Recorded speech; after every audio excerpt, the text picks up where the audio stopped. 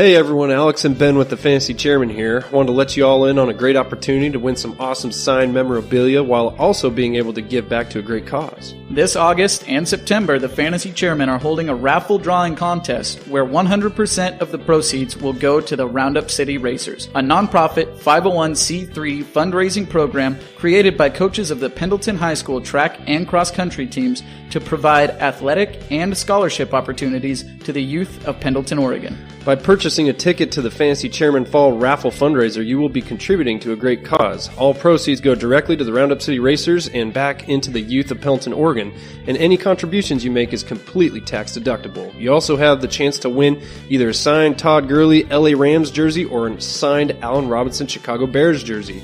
So what are you waiting for? For more information, visit www.fantasychairman.com and click on the Pay It Forward tab, or click the link in this episode's description.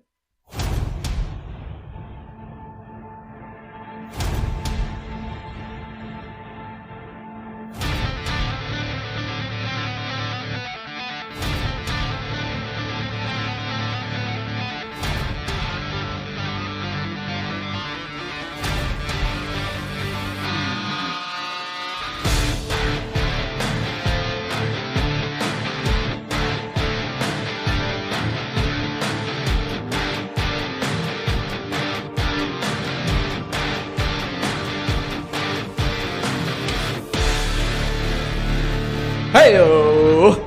What's up, everybody? What's going on? Fantasy Chairman podcast coming at you. Happy Thursday, Alex. Oh, thank you. No, yes, yeah. It is a happy Thursday. It's a happy Thursday. Lots of news rolling in this morning from the NFL. Holy cow. We'll talk about that here in a little bit, but I am Ben. And I'm Alex. And we are the Fantasy Chairman. Yes, we are. And we are here to bring you all the fantasy football goodness you can handle. All of that goodness. That's right. But first off, we just wanted to say thank you to everybody that has helped make this launch week for the Fantasy Chairman podcast and the Sasquatch Square Off a major success.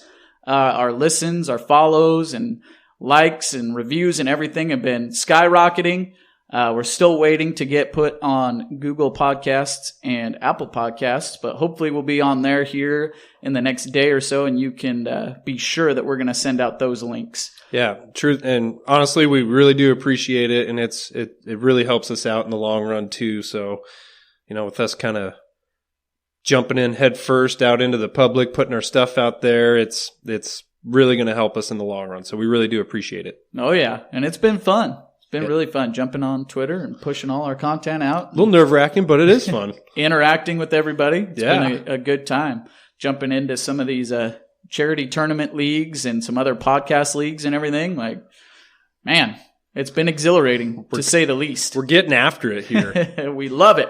We love it. And we've got a fun episode for you guys today. Going to be talking little, if you ain't first, you're last. So we'll give you our picks for who we think. Kind of our predictions, right? Yeah, Prediction episode? Well, in a sense, yeah. In a little way. We'll give you the guys that we think are for sure going to be finishing at the number one spot for their position. And then we've got a little few dark horse candidates that we'll give you as well for who we see a potential path for them to finish at the number one. So we might see it, or we might try to make believe it, but we're going to give you a little. Hey, yeah, we got a little bit of narrative streak going for this episode today. It's going to be fun. Dark horse narrative. Yeah, exactly. So this is going to be a fun episode. Some guys that are going to be probably pretty obvious, but then some other guys that are going to make you maybe scratch your head a little bit. But either way, it's going to be a good time. Follow us on social media on Twitter at Chairman Fantasy and at FindFF Leagues. Go ahead and throw that Fantasy Sasquatch a follow too at Fantasy Squatch. And then find us on the web at www.fantasychairman.com. The website's still a little under construction, but we're working on that. But we've got kind of a basic setup there that you can check out right now. And yeah, I think with that, Alex, ready to get into some NFL news? Yeah, let's talk a little about it. Let's get into some NFL news. And now it's time for your NFL news. Take it away. Oh, we're going to take it away. So first thing to happen since our last podcast, we'll get the bad stuff out of the way first. Darius Geis was cut from the Washington football team now. Yes. Over some domestic violence issues, and he was arrested and was immediately released by the Washington football team. Yeah, with all that bad press they just recently got, they took no time in getting him off the team. And Coach Rivera set the tone right there, said none of this stuff will stand on this team any further. So he was very quick acting and doing that, and very unfortunate. And hopefully everybody involved, the families involved, are doing all right. So tough stuff to kind of talk about, but it's a shame stuff like that has to happen, and we'll just, I don't know. What's your feelings on Geis? I mean, fantasy-wise. I don't know. I didn't have any shares of him to begin with. Yeah, neither did I. I wasn't much of a believer after all the injuries and everything, and this is a completely different thing, obviously. But it's kind of just like with any of those players that, like the Antonio Browns of the world, Josh Gordon's. Even Tyreek Hill there for a little bit. There was Tyreek Hill. Speculation that he might not ever play again. So there is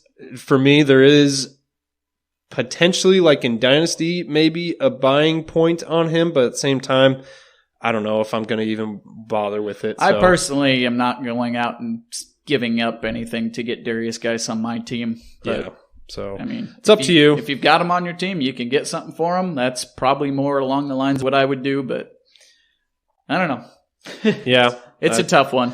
Yeah. So next piece of news, woke up this morning, George Kittle signed a big-time contract extension, making him the highest-paid NFL tight end in the league. 5-year, $75 million extension. Hype for real. Richest tight end in the league now. And he deserves every penny of it. That guy's a baller. Yeah, he's a beast, man. So, absolute beast. 49ers locking up their tight end for the long term. I think he's going to be – offense is going to run through him for the foreseeable future. So 5 years, $75 million, $30 million guaranteed on signing, and then $40 million in injury guaranteed. So yeah. Pretty good. Guy's set. Way to go, George Kittle. And then right after that, right before we started recording. Literally, as we were walking back to the podcast room, Travis Kelce and the Kansas City Chiefs agree to a 4-year extension. No news on the numbers yet, but 4-year extension. So Kelce's what? Is he 30 or 31? 30. Yeah. So he's going to be there playing into mid-30s. That's awesome. That's excellent news for Patrick Mahomes as well. Yep, wanted to lock up that stud tight end for Patrick Mahomes after he got his real long-term extension. So 2 best tight ends in fantasy got paid. Yep. Rightfully so. Absolutely. Love to hear some of that stuff, man. And that's all I got for news right now, unless you got something else. No, I think that's pretty much it. That's come through the pipeline that is worth reporting on anyway. Yeah. That'll do it for that. Let's go ahead and take a break before we get into our If You Ain't First, You're Last, and then we'll give you some good names. Oh, yeah.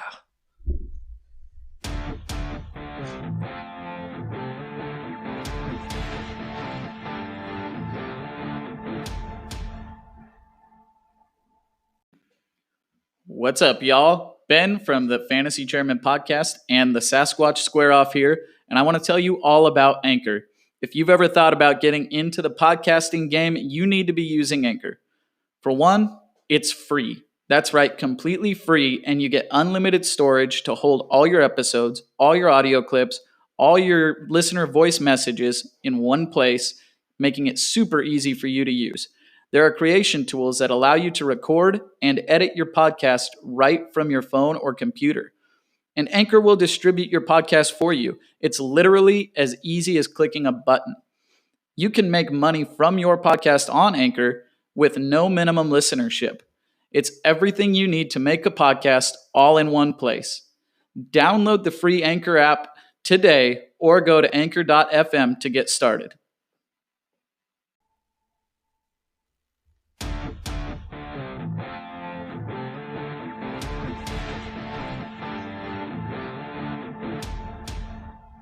All right, we're back in. Back in. You ready for this? If you ain't first, you're last. You're last. So this is going to be kind of like our Ricky Bobby told me that. our prediction for who we believe will finish number one at their position in fantasy. So we're not guaranteeing it, but we are going to give you some of our reasons why we truly believe that this person will finish as number one. So absolutely. And then just for funsies, we're kind of throwing in some dark horse candidates that we like I said before, we think there's a potential road or a path for them to get to that number one spot. Some of it's a little bit narrative driven. Some of them we actually have some pretty good stats on. Mm-hmm. But again, this is just going to be a fun conversation sort of episode. We're not necessarily going out there and telling you draft this guy with the expectation that they'll be number one, especially the dark horse candidates. We're just saying there's reasons to believe that they could push for that number one spot, and then the dark horses is kind of like, I mean, essentially in the name, it's dark horse. Like they are exactly very underdogs to potentially come up and take that title. More of just a conversation episode on what we think may happen with the number one fantasy scorers at each position here. So we'll start out with the quarterback position, Alex. And you want me to go first? Or you want to go first? Why don't you kick it off? You want me to kick it off? You went all the way out for this one. Shoot, I just wrote some stuff down just for fun. Anyway, I'm gonna, spoiler alert. Three of my picks here are gonna be repeats from what happened this last season, and I'll tell you that the first two I've got are based completely on the sheer dominance that they established over everybody else at their position in 2019. So, if it's not obvious yet, my pick for quarterback to finish as the quarterback one is none other than Lamar Jackson. Oh, surprise, Lamar Jackson. What? And, obviously we don't need to go too far into Lamar Jackson, but I just wanted to point out a little bit of just how much he dominated. And you can go back and listen to the first episode of the Sasquatch Square Off where you hear me talk about Lamar Jackson quite a bit more. But just to put it into perspective, Lamar Jackson finished 72.9 fantasy points ahead of the next best fantasy quarterback, Dak Prescott. And just to establish this is half point PPR. I mean, it doesn't matter so much for quarterbacks, but this is through all 17 weeks. So 72.9 fantasy points ahead of the next best fantasy quarterback. He did this in 15 games, didn't play week 17. He could have sat out week 16 and 15 and week 17 and still would have finished as quarterback one with 354.78 fantasy points. Let's go down here. So the biggest question mark with Lamar, I know you're probably thinking about it there, is, he's not going to rush as much, they're going to throw more and all this stuff. Okay. So let's just take a look at it. You're sacking my questions before I can ask them. Exactly, man. I came prepared. So let's just look at it. Okay. Last year, Lamar Jackson averaged 11.7 rushing attempts per game.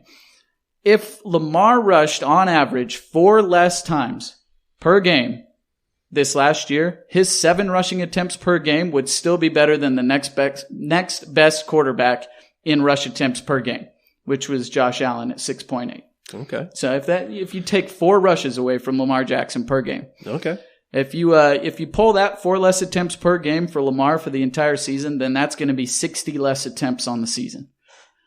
So then, you're dropping from his 176 total carries to 116 at his 6.9 yards per attempt.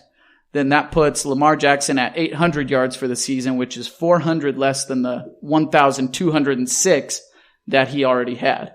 Okay. So that's 40.6 less fantasy points.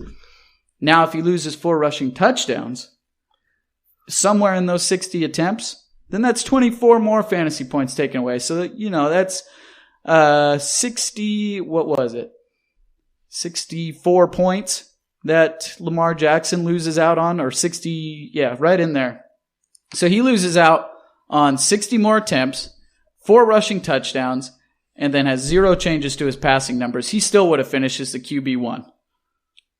Just saying. So you listeners out there are going to learn that when Ben says he has a little bit, he really means a lot. So he no joke, has about half a page of notes right here on Lamar Jackson. So I just wanted to be just bear with us when Ben says a little bit. Just buckle your seatbelt up because it's going to be a little while.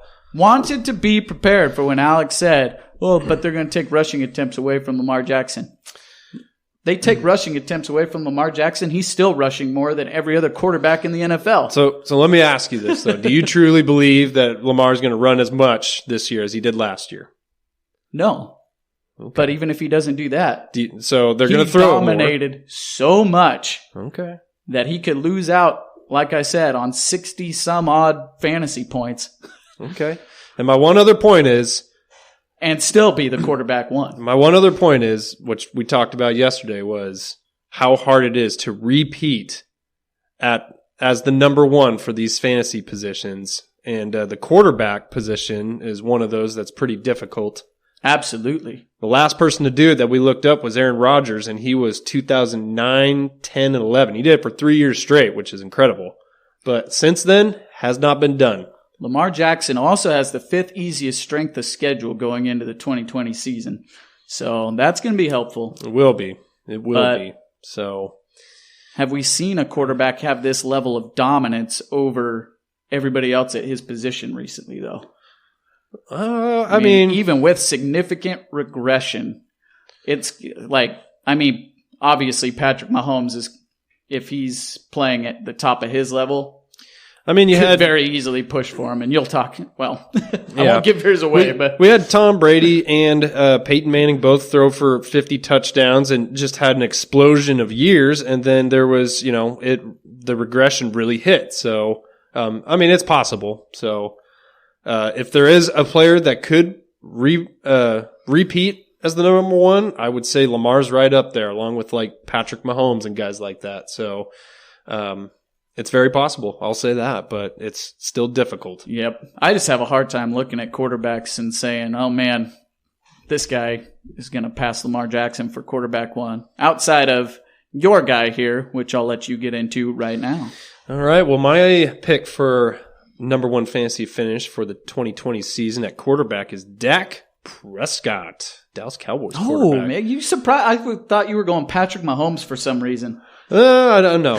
No. Okay. I thought about it, but then I was like, I forgot you were doing Dak Prescott. Okay. All right. Let's hear this. I'm doing Dak Prescott. Okay. Let's hear this. So one of the big points for me too is a little bit of narrative. Dak Prescott and the Cowboys spent all offseason going back and forth trying to get him on a long-term deal, and they couldn't reach it.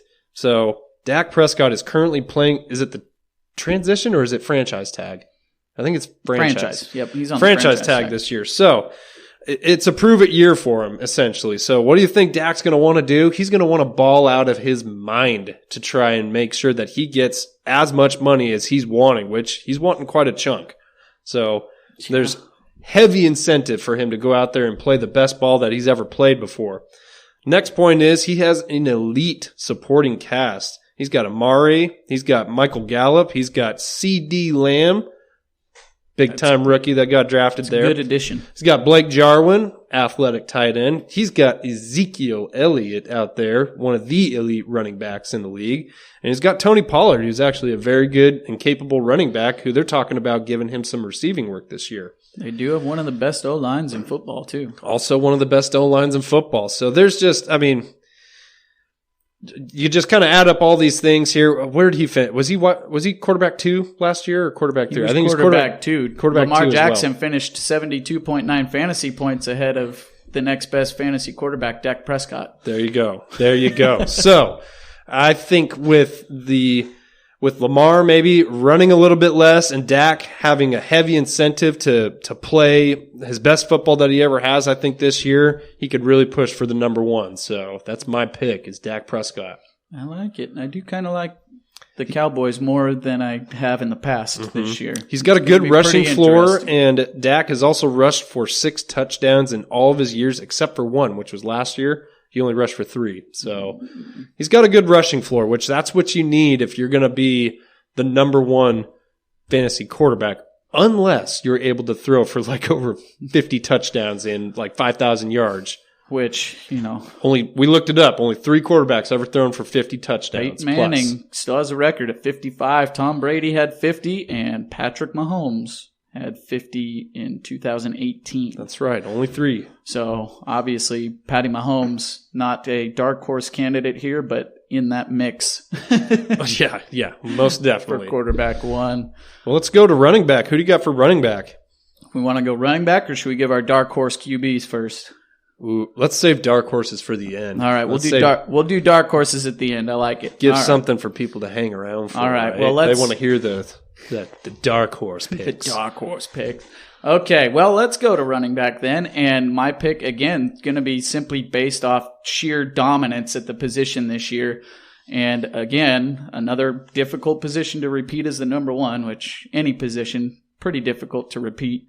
But if there's anybody that I could see doing it this season, it's going to be Christian McCaffrey. Okay. Christian McCaffrey. Hey man, we say this isn't a bold takes episode. All right, it's half in, half out. We're predicting kind of what's going to happen, or what we think is going to happen. That's true. And I mean, when you look, he's obviously the consensus number one overall pick in fantasy drafts this year. Yep, for a reason. And yeah. No running back has repeated as the running back one since LaDainian Tomlinson did it back in 2007 after a historic 400-plus point fantasy performance, which he had in 2006. Who's the second only player to do that? Who do you think it is? Who's only the second player to ever do that 400-plus point performance behind LaDainian Tomlinson? I am going to say... Is this a trick question? Yes, it is. Is it nobody? It's Christian McCaffrey. Oh, okay. It's CMC. All right. So CMC is the only other one behind LaDainian Tomlinson to have that historic 400-plus point performance for running backs. And in 2007, when LaDainian Tomlinson repeated as the running back one, his fantasy point total dropped by 100-plus points, and he still finished as the running back one despite that drop. In 2019, CMC finished 123 points ahead of the next best running back in half PPR. So we could see the same sort of thing, even if his fantasy total drops off by 100-plus points. CMC could easily still finish as the RB1. Obviously the Panthers went through coaching staff changes.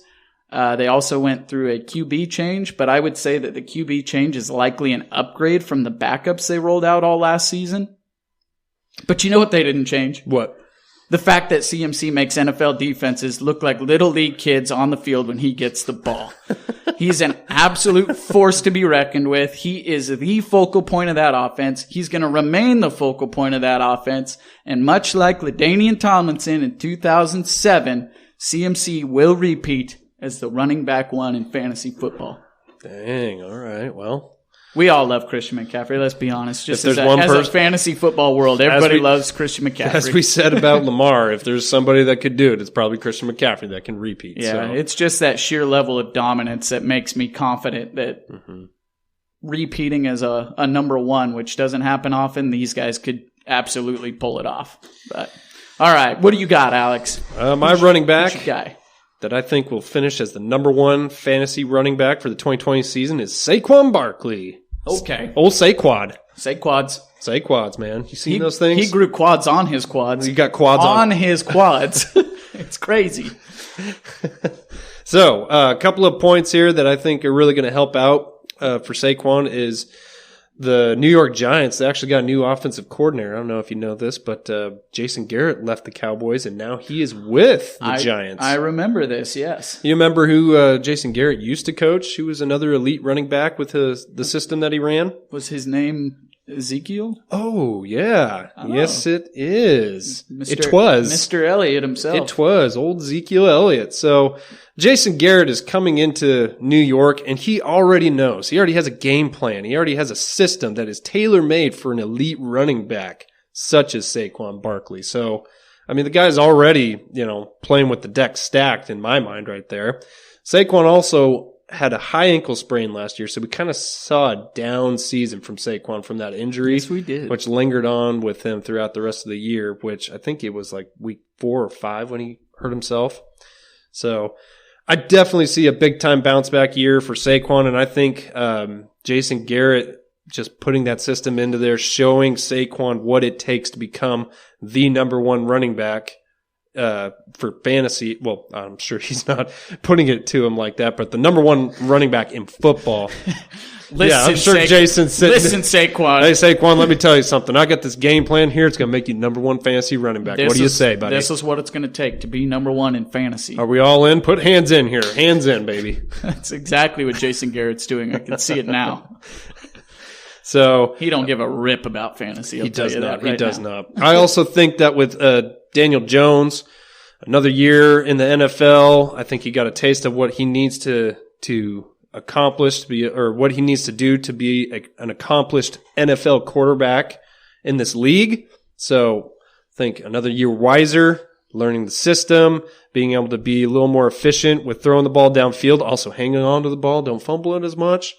And I see the Giants having a better offensive season than they did last year, which I think when you have an elite running back like Saquon going to be toting the rock, I think things are looking good for him to be potentially the number one running back in fantasy. I like it. We haven't really seen Jason Garrett be the offensive coordinator without being a head coach in a long time. I mean, he was head coach for the Cowboys for like 10 years. Yep. Something like that. But, a lot of people do like to bring up the fact that before he was a head coach and when he was mainly focused more on the offense and calling plays, things like that, that he actually did a pretty darn good job. Mm-hmm. So if he's going over there to New York and that's his main objective now is offensive play calling and just being the OC, definitely could pan out a little bit better. I'm liking the odds. We'll see what happens there. All right.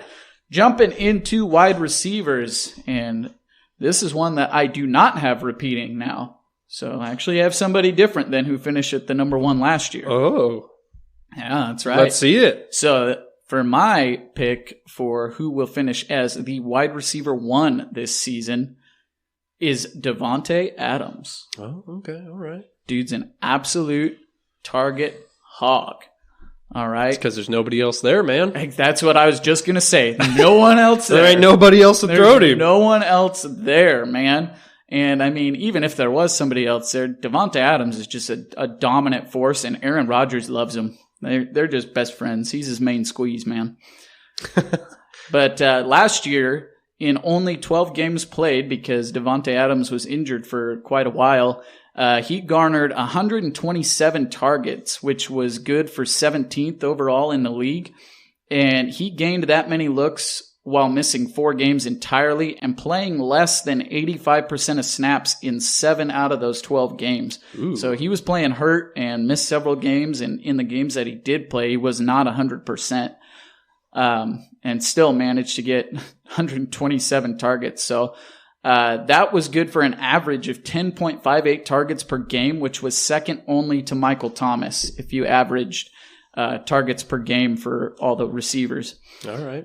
If we pull that out to 16 games, if we're looking at that, if he maintained that 10.58 targets per game and had played all 16, that would have been right around 169 targets. And with a 65% catch rate from last year and in 2018, actually, he would have had 111 catches, which is exactly what he had in 2018 when he was the wide receiver 2. The Packers really haven't added anything to this passing game, so the receiving core just kind of remains status quo. We saw Michael Thomas obviously break the all-time receptions record last year, which I think is going to, I mean, typically you see negative regression come from record-breaking performances like that. Mm-hmm. And then the Saints also added Emmanuel Sanders, which I think is going to be the best number 2 receiver that Breeze has had to work with in a long time.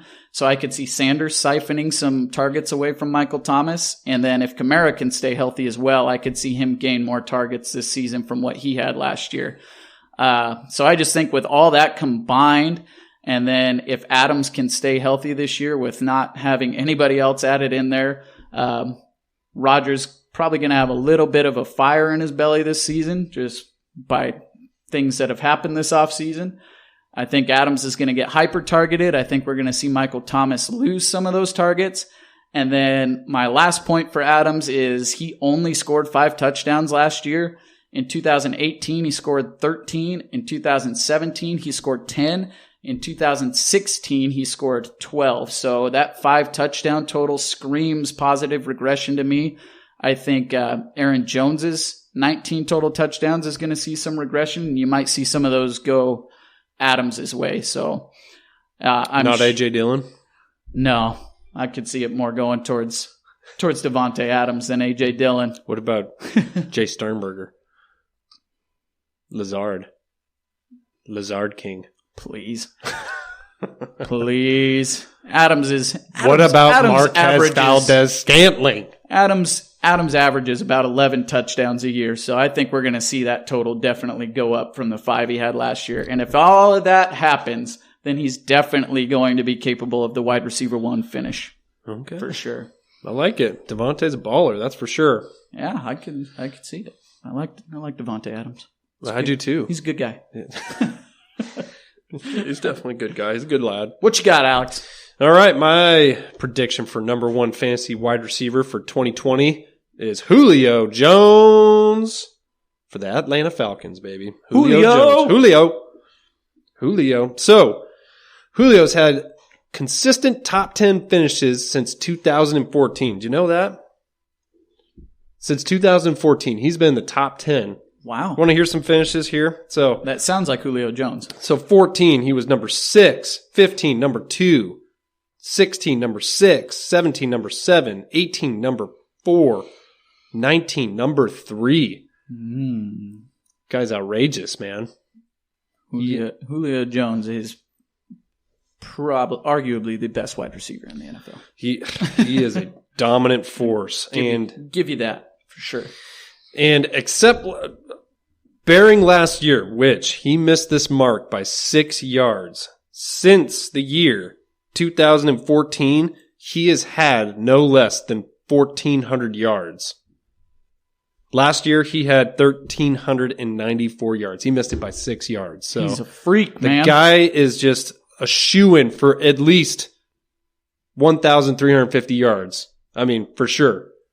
And especially, which we kind of talked about earlier in one of our earlier episodes about Atlanta Falcons offense with Dirk Cutter this year. I think second year in it, they were relearning it last year. Kind of, you saw flashes of it, of what it could be. I think everyone's going to be on the same page this year. And I think Atlanta Falcons offense is going to go off, along with the additions of Tom Brady joining the Tampa Bay Buccaneers. I think the NFC South is just going to be a scoring frenzy down there. You got Teddy Bridgewater, new coaching regime with the Carolina Panthers. I think there's going to be points galore being scored in the NFC South, which means Saints are always putting up a ton of points. Julio Jones is going to have to be scoring a lot of touchdowns to keep up. So yeah, I mean, you got the Saints as well. You got Falcons, Saints. I do love the NFC South this year. Panthers and Bucks, man. It's going to be a shootout down there. Fireworks.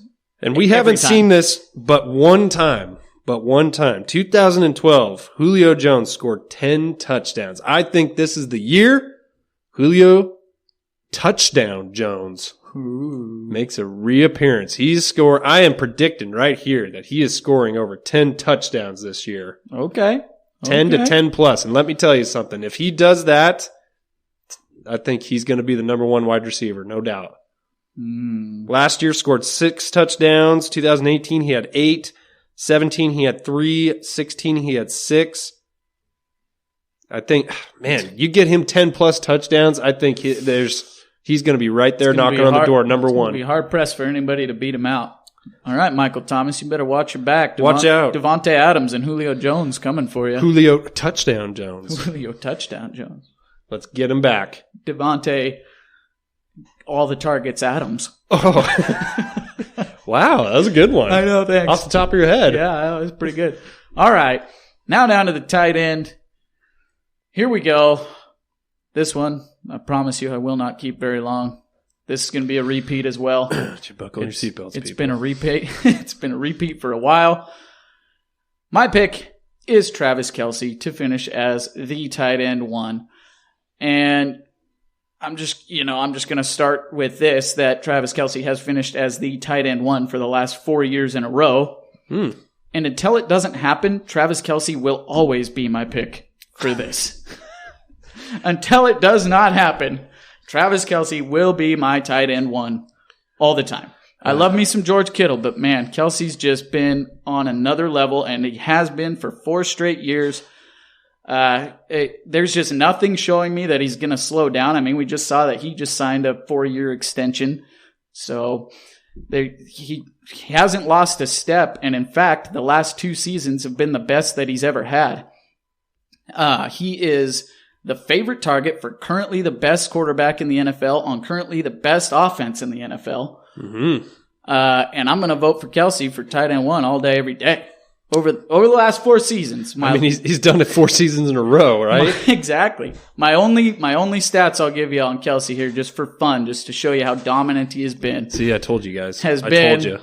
Over the last 4 seasons, Kelce has averaged 131 targets, 92 catches, 1,208 yards, and 6.75 touchdowns. But then in the 2 years with Mahomes as his quarterback, Kelce's averaged 143 targets, 100 catches, 1,282.5 yards, and 7.5 touchdowns. He's only been better with Mahomes and with better weapons around him, and I don't see any reason that that's going to stop or slow down this season. My one thing that I think could take just a few targets away from him is Mecole Hardman year 2 might siphon. He might get a few more targets. I would say Sammy Watkins, but he's just there. It is what it is, kind of with him. But Mecole Hardman, he's a step up, in 3 wide receiver sets over like Demarcus Robinson and who's the other guy that was there for a little while. I'm trying to think. There was one other guy. I mean, Byron Pringle. Yeah, whatever. Yeah, Byron Pringle, I guess. There was one other guy. Was it Chris Conley? Was he there? Chris Conley was there at one point. Okay. Not last year. Not last year anyways. But Mecole Hardman with the second year, I think they're probably going to get him. They're going to manufacture him more touches, more targets, and then Kansas City Chiefs using the 32nd overall pick in the NFL draft on Clyde Edwards-Helaire. That's true. You think he's going to get more running back targets than what they already deal out, though? I think, yeah. I think they're going to throw the ball more to Helaire. I mean, who is dubbed a receiving back specialist. I think you'll get more throws to the running back than you have in the last 2 years out of Kansas City. Maybe. I mean, they already did plenty of looks towards the running backs the last 2 years. Mm-hmm. It was just more of a, I guess, committee style type thing. But I mean, with Kareem Hunt there in 2018 and 2017, like, yeah, he got a lot of looks, and Kelce still. Don't get me wrong. Don't hear what I'm not saying. Travis Kelce is still going to be a baller, and he will be right there at the finish line for the number 1 tight end position. But I see what you're saying. But even if he loses targets, yeah, he's still going to be probably close to 130 targets. Oh, I don't doubt that. So I'm just saying that's probably the only narrative that I could see. Maybe some targets leaving his repertoire. And he'll still be the favorite target for Patrick Mahomes. Yeah, well, I mean, yeah. He's right up there. All right, who you got? All right, my tight end. It's probably going to be no surprise to anybody, but like we said, these might be obvious, but it's just a fun conversation to have sometimes. And you got to believe in them too, My tight end is going to be George Kittle. San Francisco 49ers tight end. My two big reasons right there is just number one was Deebo Samuels. He's going to be going. He went down with a broken foot in the offseason, and he's had surgery on it. And Coach Shanahan has already come out saying that it doesn't. They're going to try and take things slow with him, but doesn't really have a timetable for his return. So they're already questioning week one if he's going to be out. And if for some reason they feel like they really want to take it slow with him and he starts on the PUP, he will have to miss up to week, is it 8 or is it 6? 8. Week 8 on the PUP. So with Deebo Samuels being out, I think George Kittle, he already was the number one target for Jimmy Garoppolo in this offense. He's just only going to get even more targets. You've got Kendrick Bourne. You've got rookie wide receiver Brandon Ayuk there as well. They did just sign Jordan Reed there, but I think he's just going to be kind of, he's not going to really take a bunch. Jag. He's just a guy. Yeah, exactly. So he's just going to be supporting cast. And Jalen Hurd is there as well. They might try and manufacture some touches for him, but let's not kid ourselves, guys. It's going through Kittle. Kittle's going to be getting all the targets. He guy is a yard after the catch monster. He's a big play waiting to happen. Red zone monster as well. And he just got the bag. And he just got paid big money. So look out, guys. I think George Kittle is dethroning Travis Kelce this year for the number one fantasy tight end. Oh, good luck, Kittle. We'll see. I don't know. I do like George Kittle, though. It's going to be. Oh, man. It's going to be fun. But I am saying Travis Kelce repeats for a 5th straight year. Alex has taken the incumbent, George Kittle. I like it. All right, so my picks, again, just to recap before we go into our dark horses here, I think Lamar Jackson will be QB1. Christian McCaffrey will be running back 1. Devontae Adams will be wide receiver 1, and Travis Kelce will be tight end 1. And I've got Dak Prescott as the quarterback 1, Saquon Barkley as running back 1, Julio Jones as wide receiver 1, George Kittle as your tight end 1. Very nice. All right, now we're going to give you our dark horse choices here, and again, going a little down narrative street for some of these. We're just throwing these out for fun, things we might like to see happen. Or that we could, see a little bit of a path towards. There's a realm where this possibility does happen. And man, with this season too, who knows what could? We could see some things that some wacky things just nobody could ever guess as well. With I will say this is my prediction with COVID. I am predicting that with teams not really being able to get as much time as they have together, I think offenses are going to be high flying this year. I think you're going to see more scoring than you have in any other season before. Ooh, think more scoring? I think more scoring. All right. That'll be interesting. It's my prediction anyways. Here we go. Dark horse picks for the number 1 at each position.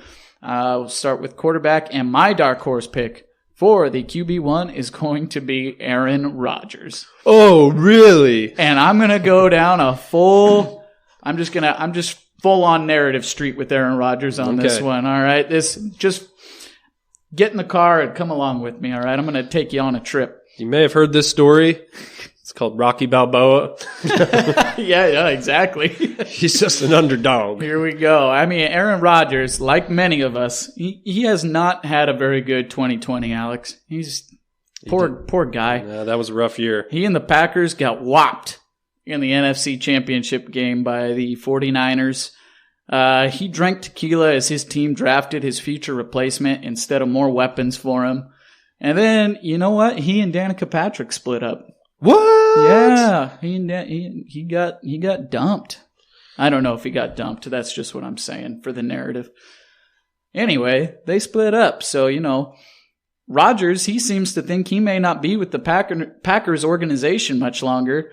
And there's usually 2 ways a person goes when the chips are down, like Rodgers here, Alex. You can either cash out and run, or you can just push them all in for that major bounce back win. And I think Rodgers is the type to just, I'm all in. Cards on the table. Let's make it happen. I like it.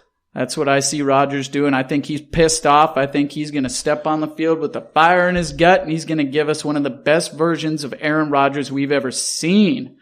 Being the QB1 in fantasy is something that's extremely familiar to Aaron Rodgers. And I think that he is going to show out with Devontae Adams this season, and he's going to prove to the Packers that they made a mistake in drafting his replacement. But then he's going to prove to other owners that he's still arguably the best quarterback in the NFL, and he's going to either get paid. It's essentially a resume year right here. He wants to show that he's still got it. Exactly. So taking the narrative on Aaron Rodgers, I think he is a dark horse for the QB1 finish. He's a steal at some of the ADPs you see him going. I like it. In fantasy drafts. I like it. Dark horse, Alex. Who do you got? Well, I'm also going down the narrative route on this one. Let's go. Let's just send it. So come along for a little stroll with me on this story here. Tom Brady is my dark horse quarterback for number one fantasy quarterback. Ooh. As I mentioned before, Tom Brady is one of 3 quarterbacks to ever throw for 50 touchdowns in one single season. And let me tell you something. This year, Tom Brady, his first year away from the only team he's ever known, the New England Patriots. You know, him and Bill Belichick, the last few years, we've kind of seen that things just haven't been that great between the two of them. You know, the difference of opinions, but they were able to still, keep it together and keep it, keep the business flowing. But now they've parted ways. And let me tell you what, Bill Belichick's thinking the same thing too. What do they want to do? They want to show that they could still rock the house without one another. So Tom Brady's going to be balling out this year. He's going to be doing just like Aaron Rodgers. He's going to show people he's still got it. He doesn't need Bill Belichick. He doesn't need the Patriots. He wants to show he's not a system QB.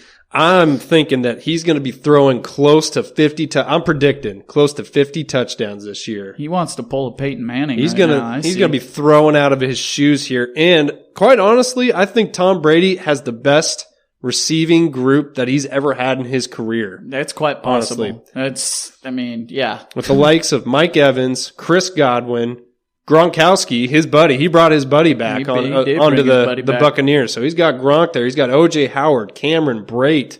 He's got Ronald Jones as well. He's got Agumbawale's there. Keyshawn Vaughn, they just drafted, very promising receiving rookie. He's got a very strong cast around him. And he's got Bruce Arians there, who's an offensive guru who I think is ready to tailor his system to Tom Brady so it can flourish. And man, like we talked about before, the NFC South, there's going to be points scored in there. So I like it. Tom Brady going to be setting the world on fire, throwing the rock this year. I like it. I have come around on Tom Brady a little bit. I do worry about the age, but if anybody's proven that they can maintain, it's been Tom Brady himself with his robot diet and work habits. His robot diet. His plant-based. Eating microchips. Oh, my gosh. All right. Nom, nom, nom. Dark horse picks for running back now. Robot Brady. Sheesh. Nom, nom, nom. Dark horse picks for running backs. Here we go. My dark horse pick for the running back one, and kind of tried to dive a little bit farther back on running backs for these. It's hard to see outside of the top few of any of these guys really taking down Christian McCaffrey. But truthfully, to be the number one running back, you have to have a receiving floor that is higher than most, and you have to have a legit receiving floor in the a good niche in the passing game, and then you have to have a great year on the ground too, running with touchdowns. But here's the thing with our dark horses here. We did not pick guys with the receiving floor, but we picked guys that we have beliefs could potentially see a little bit more receiving work or just get enough run. That's why they're dark horses. To make it happen. So here we go. Dark horse pick for the running back one finish for me is Josh Jacobs, who was an absolute beast in his rookie season. He finished as the running back 18 last year, despite playing nearly half the season with a broken shoulder. And then he missed 3 games entirely. I will give a little bit of a rundown on Josh Jacobs here. And then there's a little bit of narrative behind him too. But Josh Jacobs, he tied for, in those 13 games, he tied for 14th among running backs with 7 rushing touchdowns. He averaged 18 carries per game. Overall, he had 242 carries for 1,150 yards and averaged 4.8 yards per carry. If he had been able to do all that with 16 whole games, he would have had 297 carries for 1,425 yards, which pretty darn good. That's right up there with Derrick Henry and Nick Chubb last year, who were the rushing leaders in the NFL. So my biggest takeaway from Josh Jacobs last season is just how tough this kid is and how he literally played with an injured shoulder that many say would have sidelined anybody else. Yep, he was vying to play that week that DeAndre Washington came in. He wanted to play. They had to pull the reins back on him and say, hold up. Exactly. The Raiders finally decided to pull him and keep him out those last 3 games, despite Jacobs just begging to play. He's got a crazy drive and a crazy passion for the game. And obviously, like we were talking about, biggest downside is only his receiving work. Last year in the 13 games, he had 27 targets for 20 receptions was all. And to be the running back 1, we need to see his receiving work take an uptick here in 2020. But I think it's entirely possible that we see that. I think part of Jacobs not seeing receiving work last year was the fact that he was a rookie still learning the NFL game, and that Gruden was actually kind of easing him in, so to speak. Whereas, we want you to, how to run between the tackles and all this stuff, but, in the receiving game, the speed's just different. You got to get the routes down, know the playbook exactly right. So I think he kind of eased Josh Jacobs in that aspect of the game. And I think another major factor was that injured shoulder. Jacobs said he has a goal of 60-plus receptions this upcoming season, and in 2020, I believe we see Gruden trust a healthy Josh Jacobs a little bit more, utilize him in the receiving game a little bit more often, and hopefully give him that true workhorse role that's coveted in the fantasy football world, to give him that RB1 upside. The RB1 upside. These dark horses were supposed to be quick little quips, man. You're diving in deep, man. Sorry, man. I got looking at Josh Jacobs. You just get way ahead of yourself sometimes. I started looking at Josh Jacobs and just liked what I saw, so I went with it, man. I will say a couple of big roadblocks for Jacobs. I want to give you reason to believe it. A couple of big roadblocks for Jacobs is the Raiders did draft Lynn Bowden Jr., who's kind of a receiving specialist / running back. Played receiver and running back in college. And they re-signed Jalen Richard, too, who siphoned a lot of targets away. So, I mean, he's got to get past those. If he could show that he's a superior receiving talent over those, which I believe he is, I'd totally see it. But he's got to get past those 2 guys. So, dark horse, narrative street. All right, I think he can do it. Well, you gave us all the stats to believe it. So exactly, you're welcome. All right, my dark horse running back is going to be Derrick Henry. King Henry to some people. The king? King Henry. The king himself? The king himself. Okay. So Derrick Henry, just a couple little points why I think that he could be a dark horse running back. Number 1, he's got the 8th easiest running back schedule in the NFL. And with his run game, we've already seen it. Once it gets later into the season, gets colder, people just don't want to tackle this guy. He is literally a freight train, coming at you, and people shy away from him. I mean, you can look up all the highlights. You can see people just, lining up. They're squaring up to tackle him, and right there at the last second, they lean away. They don't want to take on a full steam ahead Derrick Henry. So absolutely not.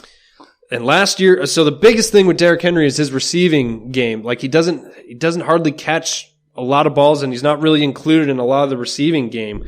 So last year, he only had 24 targets, and he caught 18 of those targets, and he had 206 yards for 2 touchdowns. Now, rumor has it that he's been working this offseason on a lot of his receiving skills. So I'm wondering if hopefully that he could, if he could show some, a little bit better receiving skills at the practice field and on the game, if they'll start to trust him a little bit more, maybe roll some wheel routes. He has game-breaking speed. And, I think a lot of the targets were screen plays. So we've seen that happen before, little dump offs here and there. But, this offense operates around Derrick Henry. And if they can keep him on the field for more plays in the game, then I think the Titans are going to benefit more. So if he can up that target and up the reception rate, I think he could potentially push with the gaudy numbers that he gets with carries and touchdowns. He could push for running back 1. That's right. And lying in the long grass, waiting to pounce. Waiting. Well, we saw him go for 1,500 yards rushing last year. These guys definitely have that rushing ceiling that you want for the potential RB1.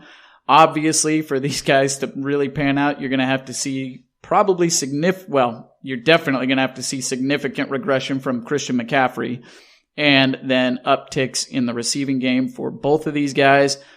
But you know what? This is just a fun process. We just like to jump in and kind of give some, hot takes in a sense for, hey, this guy could be a dark horse for the RB1 finish. Why not? Well, let's round it out with our wide receivers and tight ends. Let's do it. Wide receiver. Let's scroll to your next page of dark horse narratives. Exactly. Okay, my dark horse wide receiver is none other than Devontae Parker of the Miami Dolphins. I am taking the narrative of the Dolphins are not going to be in a hurry to start Tua, and they're going to want to completely make sure that he's healed up and learns the NFL game.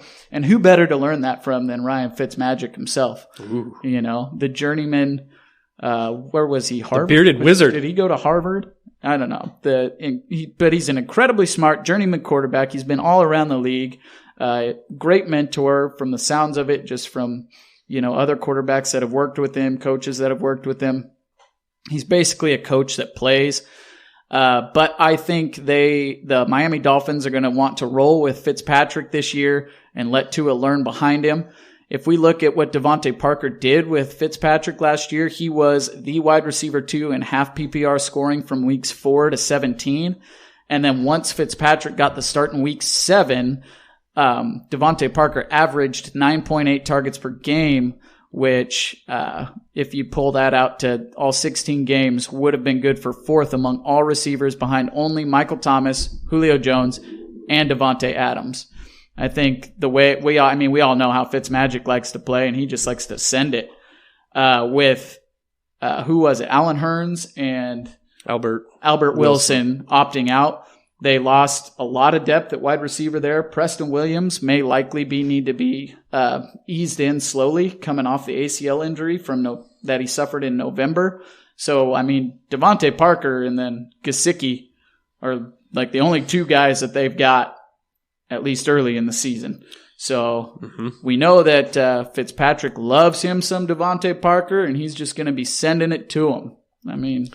I could see a world where Devontae Parker has a path to the wide receiver 1 finish. The biggest thing. They're probably going to be playing from behind a lot. Biggest thing is if it's got to be Fitzpatrick in there. I think if Tua's in there, exactly, it's not going to happen. But if Fitzpatrick's in there, then there is an outside chance. There is a dark horse road for Devontae Parker most to finish definitely as the wide receiver 1. I like it. I like me some Devontae. When Fitzmagic's throwing in the ball, anyways. Hey, Tua may like him too. Well, who knows? Yeah, who knows? That's a good point. We've seen it with Fitzpatrick, though. My dark horse running back is Allen Robinson. Running back? Did I say running back? Wide receiver. My dark horse wide receiver is Allen Robinson. Wide receiver for the Chicago Bears. Getting Alex all mind bent over here. Yeah, whatever. Allen Robinson. Robinson. I like it. Bears receiver. He's got the number 1 easiest wide receiver schedule in the NFL. So, you like to hear that. That's what I'm talking about. Also, when you look at the depth chart there in Chicago, he doesn't really have any competition for people to siphon targets away. I know Jimmy Graham's there now, the ghost of Jimmy Graham, whatever's left of him, whatever. I'm not buying that. Anthony Miller, yeah, he's a good and up-and-coming wide receiver, but he just hasn't really taken that next step. Maybe he does this year. We'll see. Riley Ridley, no thanks. Ted Ginn Jr., they did sign him this offseason. I think he'll just be a deep shot every once in a while kind of deal, but he's not going to be really commanding a whole lot of targets this year. You still got Tariq Cohen. He'll get some good receptions this year, but Allen Robinson last year had 154 targets. He had 98 catches on those targets and finished 1,147 yards with 7 touchdowns. And that's with Mitchell Trubisky being your quarterback for all of last year, which you're going to have that quarterback battle. You got Nick Foles and Mitch Trubisky. I think we can all agree that Nick Foles is probably a more competent quarterback than Mitch Trubisky at this point, outside of us seeing just a huge leap in acceleration in capabilities from Trubisky. I think Foles is going to win the job. He's definitely a more accurate quarterback, in my opinion, than Trubisky. That quarterback competition should only help both of them, too. Yeah. They got to push each other now. Exactly. They're both either one could lose the starting gig at any point. Both chomping at the bit to be the best versions of themselves. And we've already seen Allen Robinson get top 10 wide receiver numbers from a rough-looking Trubisky. So you hope that both of them are going to, Foles and Trubisky are going to shine up their games, and Allen Robinson is going to be benefiting whoever is out there, I think. Mm-hmm. So give me that Allen Robinson as my dark horse number 1 wide receiver. Very nice, very nice. I enjoyed that, Alex. I do like Allen Robinson. He's a baller. He is a baller. Allen Robinson, highly underrated. He is. Played with terrible quarterbacks all his life. Just give him someone good. All his NFL life, that is. Okay. Go to my Seahawks. Yeah. To round it out, for our dark horse picks, we're going to the tight end. And my tight end dark horse pick for tight end number 1 is going to be Rob Gronkowski. Oh, yeah. Whoa. Curtailing off your narrative of Tom Brady as the dark horse QB1. Okay. Gronk and Tom Brady are just best friends. We can all just see that they're just... I think that's a given. The best of buddies of all time. That's a given. Tom Brady got Gronk to come out of retirement, to come and play for Bruce Arians in Tampa Bay. They even had the whole video of Tom Brady doing the conch call, kind of like Ron Burgundy does when he's calling his news team to assemble. That's true. It was Gronk assemble, and Gronk came running. Just came running. And he's ready to jump back into it, Tom Brady. I think he, along with Tom, has that same mindset of we're going to prove it to the world that we don't need Belichick to be dominant. I just think that they are such good friends that Tom Brady's going to hyper target Gronkowski. Oh, yeah. Frequently. And we've all seen what a healthy Gronkowski can do. He's been out of football for a year now. He hasn't had that season of taking a beating like he has for so long. I'm thinking that him actually being retired may help him with his health going into this season and having that time off. He's not going to be as worn down or torn up as he was going into the 2018 season. And we know what kind of dominant force Rob Gronkowski can be when he is healthy and when he's got Tom Brady looking his way often. So I think Gronkowski, there is easily a dark horse path to see him finish as the tight end 1. And he's being drafted way late in fantasy drafts right now. So, well, got to see if he's kept up his conditioning, and he hasn't played in a year. That's the one thing. If he's if his conditioning, if he's in football shape, then for sure I could see this being a sneaky tight end 1. I like it. All right. Well, last but not least, my dark horse fantasy tight end is going to be Tyler Higbee. For the Rams, Higbeast? Higbeast. Or Higbust. Oh, that's... Higboo. Don't you put that evil on me. So, Tyler Higbee for the Rams. Let me ask you this, Ben. Who would you guess was the tight end 1 from weeks 12 through 17 last year, if you had to guess? Oh, probably Travis Kelce or George Kittle. Nope, wasn't either of them. No, maybe Mark Andrews. No, it wasn't him neither. Oh. What about maybe Darren Waller? Well, could have been Was Waller. not the Walrus. Was not the Walrus. It was Tyler Higbee. Okay. Tyler Higbee. Wow. The guy went on a scoring tirade. Well, not really scoring, but he was just racking up the receiving yards. He had 4 straight 100-yard games there for a little bit, from weeks 13 to 16. He had 4 100-yard games in a row, which I don't think. Hot dang, Higbee. I don't think that's been done by a tight end I don't know if it was ever or it's been a long time. So 4 straight in a row. 4 straight in a row. I'm going to have to look that up. I'll have to get that answer to you guys next time. I didn't look that up. But starting at week 11, Higbee hadn't seen snap percentage increased above 64% until week 11 happened, where he got 76% snap percentage, but he really didn't do any receiving work in that. Week 12, he had 70. He had 5 catches for 20 yards. And then all of a sudden, week 13 hit, and he just blew up. 91% snap percentage. He had 7 catches on 8 targets for 107 yards and 1 touchdown. And then it just kept going from there. 97% snap percentage the next week. He had 7 catches on 11 targets, 116 yards, 86% snap count, 12 catches on 14 targets, 111 yards the next week. Week 16, 89% snap percentage, 9 catches on 11 targets, 104 yards. And then the last week of the season, 96% snap percentage, 8 catches on 12 targets for 84 yards and a touchdown.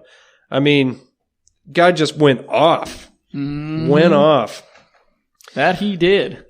Been hearing a lot of talk about it, and I guess they're kind of confirming that as well with with Hard Knocks coming out with their first episodes. The Rams are one of the teams that they're watching. And Sean McVay in practice, he's saying stay in 12-man personnel. So I am buying the narrative that the Rams are transitioning from their 3 wide receiver sets. They're going to 12-man personnel, which is 1 running back, 2 tight ends on the field. So they're going to have Everett and Higbee out there more often, I think. That'll be like their base offense that they're going to be running out of. And we've already seen the connection between Goff and Higbee. I mean, they've got a good connection. I think more than Everett and Goff do, which a lot of people have been saying, I think Everett's going to be the tight end to have rather than Higbee because Everett was McVay's first pick. Well, another thing, I mean, it's the Rams saw what Higbee could do. He was the number 1 tight end from weeks 12 to 17, racking up all those yards and touchdowns. And in my opinion, once they've opened up Pandora's box, there ain't no closing it, folks. So I think they've seen the glint of what Higbee could be. And I don't know if they can go back now. I don't think that's something that cannot be unseen. So I think they're going to keep utilizing that. I know it's a big gamble this year. I mean, we won't know until week 1 of the season what they're going to continue to do, but I think Higbee, they're going to continue to ride that. It's going to be Higbee, Kupp, and Woods out there. There you go. Very nice. Give me that Higbeast. Oh, Higbee. All right. So just to recap real quick, my dark horse picks for number 1 at the position. Quarterback was Aaron Rodgers. Running back, Josh Jacobs. Wide receiver, Devontae Parker. And tight end, Rob Gronkowski. My dark horse picks was quarterback Tom Brady, running back Derrick Henry, wide receiver Allen Robinson, and tight end Tyler Higbee. Very nice. And thank you guys very much for joining us again on the Fantasy Chairman podcast. We'll be having a Sasquatch Square Off episode coming out to you probably tomorrow or the next day as well. So be on the social medias listening for that. You can find us at Chairman Fantasy on Twitter. You can find us at Find FF Leagues and at Fantasy Squatch. www.fantasychairman.com is the website. Catch us on all of your podcast platforms. Download and rate and review if you would, please. We'd appreciate it. Helps us out. You can listen on YouTube too. Yeah. See you later. See you guys.